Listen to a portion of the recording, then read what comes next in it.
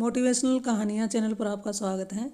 आज की वीडियो हम तेनालीराम से संबंधित लेकर आए हैं। इसके बड़े ही समझदारी के किस्से आपने सुने होंगे। उन्हीं किस्सों में से एक किस्सा आज है, उसका नाम है अंतिम इच्छा।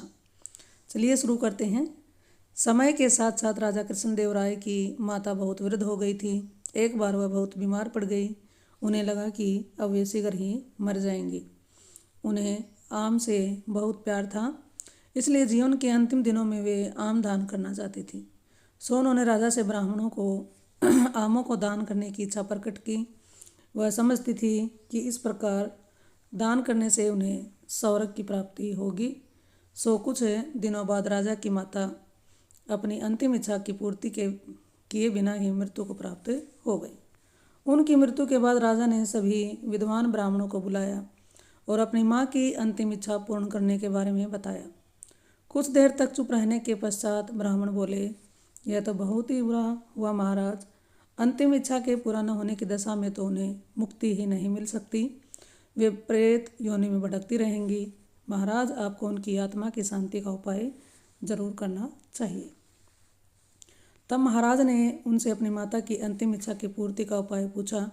ब्राह्मण बोले, उनकी आत्मा की शांति के लिए आपको उनकी पुण्यतिथि पर सोने के आमों का दान करना पड़ेगा। अतः राजा ने माँ की पुण्यतिथि पर कुछ ब्राह्मणों को भोजन के लिए बुलाया और प्रत्येक को सोने से बने आम दान में दिए। जब तेनालीराम को यह पता चला तो वह तुरंत समझ गया कि ब्राह्मण लोग राजा की सरलता तथा उसके भोलेपन का लाभ उठा रहे हैं। सो उसने उन ब्राह्मणों को पाठ पढ़ाने की एक योजना बनाई। अगले दिन तेनालीराम ने ब्राह्मणों को निमंत्रण पत्र भेजा। उसमें लिखा था कि तेनालीराम भी अपनी माता की पुण्यतिथि पर दान करना चाहता है, क्योंकि वह भी अपनी एक अधूरी इच्छा लेकर मरी थी। जब से उसे पता चला है कि उसकी माँ की अंतिम इच्छा पूरी न होने के कारण प्रेत योनि में भटक रही है, वह बहुत ही दुखी है और चाहता है कि जल्दी ही उसकी माँ की आत्मा को शांति मिले। वह ब्राह्मणों ने सोचा कि तेनालीराम के घर से भी बहुत अधिक दान मिलेगा, क्योंकि वह शाही विदूषक है। सभी ब्राह्मण निश्चित दिन तेनालीराम के घर पहुंच गए। ब्राह्मणों को स्वादिष्ट भोजन परोसा गया। भोजन करने के पश्चात सभी दान मिलने की प्रतीक्षा करने लगे।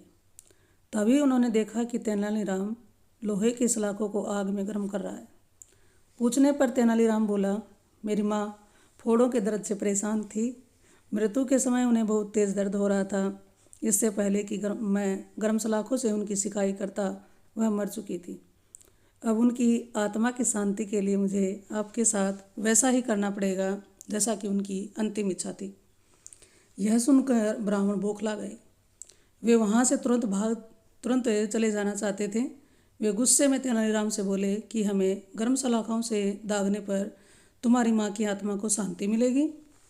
नहीं महाशय, मैं झूठ नहीं बोल रहा। यदि सोने के आम दान में देने से महाराज की माँ की आत्मा को स्वर्ग में शांति मिल सकती है, तो मैं अपनी माँ की अंतिम इच्छा क्यों नहीं पूरी कर सकता। यह सुनते ही सभी ब्राह्मण समझ गए कि तेनालीराम क्या कहना चाहता है। वह बोले, तेनालीराम, हमें क्षमा करें, हम वे सोने के आम तुम्हें दे देते हैं, बस तुम हमें जाने दो। तेनालीराम ने सोने के आम लेकर ब्राह्मणों को जाने दिया, परंतु एक लालची ब्राह्मण ने सारी बात राजा को जाकर बता दी। यह सुनकर राजा क्रोधित हो गए। उन्होंने तेनालीराम को बुलाया। वे बोले, तेनालीराम, यदि तुम्हें सोने के आम चाहिए थे तो मुझसे मांग लेते। तुम इतने लालची कैसे हो गए कि तुमने ब्राह्मणों में से सोने के आम ले लिए। महाराज, मैं लालची नहीं हूँ, अपितु मैं तो उनकी लालच की प्रवृत्ति को रोक रहा था। यदि वे आपकी माँ की पुण्यतिथि पर सोने के आम ग्रहण कर सकते हैं, तो मेरी माँ की पुण्यतिथि पर लोहे की गर्म सलाखें क्यों नहीं झेल सकते। राजा तेनालीराम की बातों का अर्थ समझ गए। उन्होंने ब्राह्मणों को बुलाया और उन्हें भविष्य में लालच को त्यागने के लिए कहा। तो इस तरह से ये हमारी कहानी है पूरी हो गई है। तो ये कहानी कैसी लगी ये ज़रूर बताइएगा। और भी आप कहानियाँ जानने के लिए इस चैनल पर पहली बार आए हैं तो इस चैनल को सब्सक्राइब कर लें और वीडियो को लाइक करते हुए शेयर भी करें। आपका बहुत बहुत धन्यवाद।